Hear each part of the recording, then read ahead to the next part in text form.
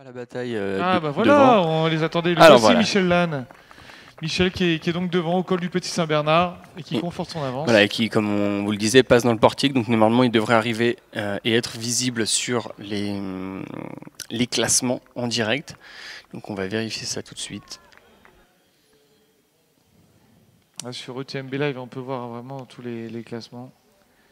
Alors, voilà, ça a été mis à jour. Michel Lannes de Serres 6004 est passé en 3h49-33 au ravitaillement, alors qu'on le voit se faire accompagner pour le ravitaillement. Et on voit le deuxième coureur arriver. Il me semble que c'est pas Pascal Giguet. C'est peut-être Sylvain Camus Non, je dirais que c'est l'Italien. Ah non, Sylvain Camus est en noir. Ouais. Donc, ça doit être Daniel Young. Non, c'est Pablo Manuel Villa. Ah, Pablo Villa. Ouais. L'espagnol, c'est pour ça qu'on n'entendait pas notre voisin s'écrier. D'un coup, là, il s'est réveillé. Là. Ah, on l'a retrouvé. Alors, on a vu que Michel Lannes avait de l'assistance. Et vous voyez, là, c'est quand même assez difficile pour les coureurs quand ils doivent se débrouiller tout seuls et qu'ils ne sont pas forcément à l'aise avec les lieux où se ravitailler. Alors qu'on a vu Michel Lannes qui avait du coup une assistance, n'a pas eu à réfléchir, il est arrivé, il a récupéré son matériel, ses bouteilles, ses eaux et hop, c'est reparti. Et on voit Pascal Giguet qui a dû être en troisième position désormais. Ils tiennent, ils sont vraiment l'un derrière l'autre. Pascal Giguet qui est toujours bien présent. Donc 2 Français sur le podium pour l'instant. Oui, pas mal. C'est pas mal parce que vous savez que vous êtes Français si vous écoutez notre chaîne. Voilà, ou québécois. Ou tabarnak, là, si on a les amis québécois, ce serait bien qu'ils se manifestent, ça ferait plaisir. Sénégalais d'ailleurs, ou ivoiriens, je pense à mes amis de Côte d'Ivoire. Voilà, donc en tout cas, le monde francophone nous regarde, donc on est un petit peu chauvin aussi. Exactement. Et on voit donc, un Michel Lannes qui a fait un arrêt au stand de type Formule 1, qui est arrivé, qui a changé rapidement, aidé par quelqu'un de l'assistance, et qui est reparti aussitôt. Pablo Villa qui a pris un peu plus de temps pour se ravitailler, et puis finalement on a vu arriver Pascal Giguet, le Français. Toujours en très très bonne position en tête de course, et maintenant ils ont fait l'écart, il y a quelques minutes qui viennent de s'écouler. Pascal Giguet n'a même pas une minute de retard sur Michel Lannes, donc c'est vraiment rien, il est là. Ils sont passés en 3:49-33 et Pascal Giguet en 3:50-31. Voilà, milieu, Pascal Giguet qu'on voit à l'écran. Ah, c'est parfait d'être dans la foulée comme ça des coureurs. Ouais, de superbes images là. Et tous nos cadreurs sur la compétition. Alors qu'on voit 2 coureurs arriver, dont Sylvain Camus. Voilà, le deuxième qui serait en 5e position donc.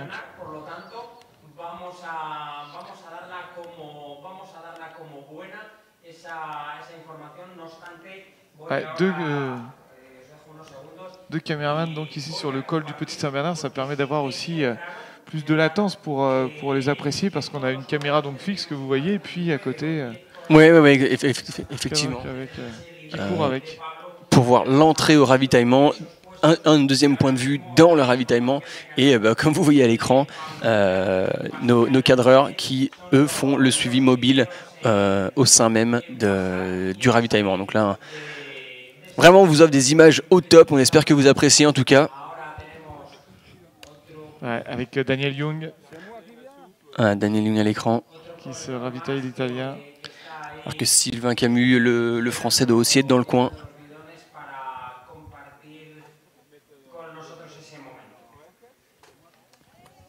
Ah, vous voyez, vous découvrez un petit peu les ravitaillements. Barres chocolatées, un petit peu de tout. Du sucré, du salé, ça dépend des goûts des athlètes et ce qu'ils ont envie dans ce moment-là. Et puis leurs habitudes aussi. Parce que sur chaque course, souvent les coureurs ont leurs habitudes. Ouais, tout à fait. Alors qu'on on voit Sébastien Camus qui se ravitaille aussi, qui remplit ses flasques.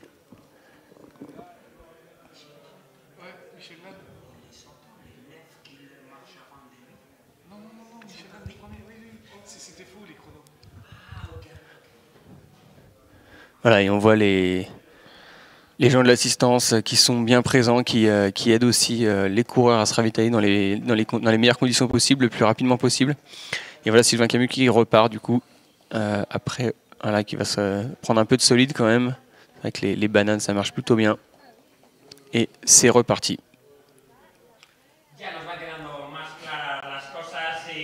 Voilà, donc kilomètre 35,9, le passage de Sylvain Camus au col du Petit Saint-Bernard avant une longue descente vers Voilà, Bourg-Saint-Maurice. 15 km de descente. Là, on va voir les qualités des descendeurs jouer parce que c'est vrai que sur une descente, sans se faire mal, on peut très facilement mettre quelques minutes à ses concurrents si ça va bien.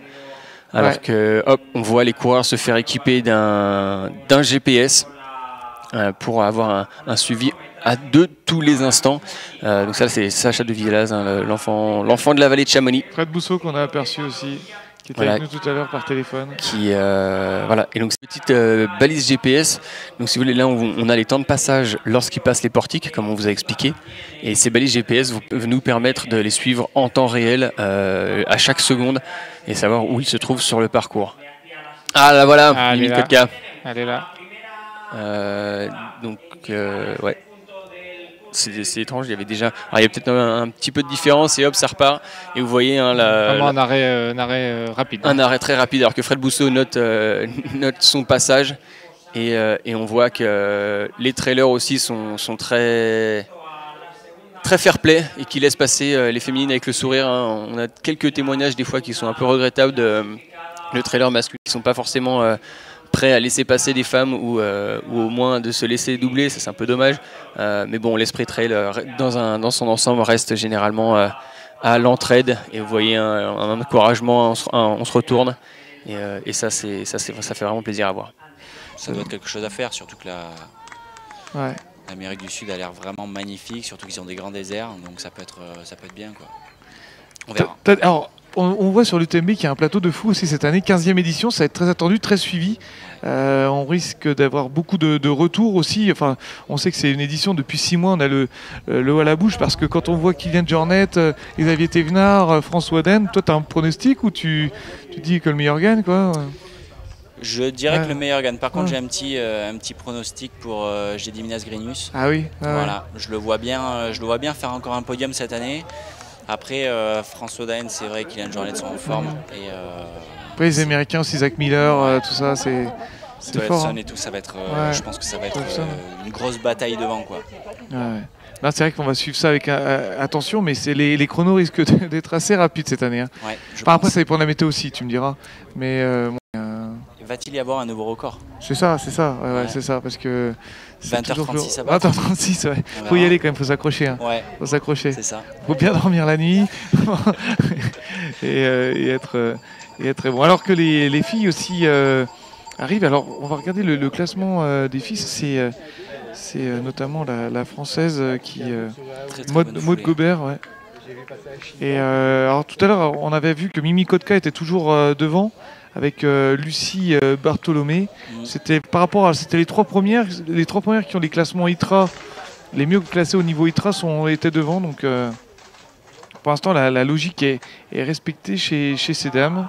On a les plus grosses difficultés qui sont à partir du kilomètre 51. Donc, ouais, après ça enchaîne vraiment. Hein. Ouais. Fort de la Plate, Cormet de Roseland, Col du Joly. Là c'est l'enchaînement, c'est très très difficile. On va dire que la première partie de la course c'est pour se mettre en jambes, et puis la deuxième on rentre vraiment dans le vif du sujet, quoi. Donc c'est pour ça qu'il faut garder vraiment des forces pour la montée du Fort de l'Est, de manière à pas être cuit avant, quoi. Allez, la troisième féminine qui arrive c'est Lucie Bartholomé, l'Australienne, là, elle est toute jeune. On en a parlé tout à l'heure en début de retransmission. Elle a été longtemps deuxième. Là, elle a pris un petit éclat. Ou sinon, c'est Maud Gobert qui a fait un gros effort. Mais elle paraît sereine. Hein. En tout cas, il a l'air de faire chaud. Hein. Ouais, il a l'air de faire très chaud. Vraiment, c'est la plus belle journée aujourd'hui.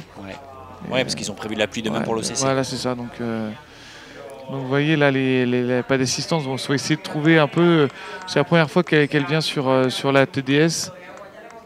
C'est aussi des repères, toi maintenant que tu as fait l'UTMB aussi. En tout cas, les débuts, tu arrives, t'es pas quand tu vas reconnaître tous les lieux, tu vas reconnaître les ravitaux. C'est ça. Ça, c'est plus facile et c'est moins traumatisant aussi. Complètement.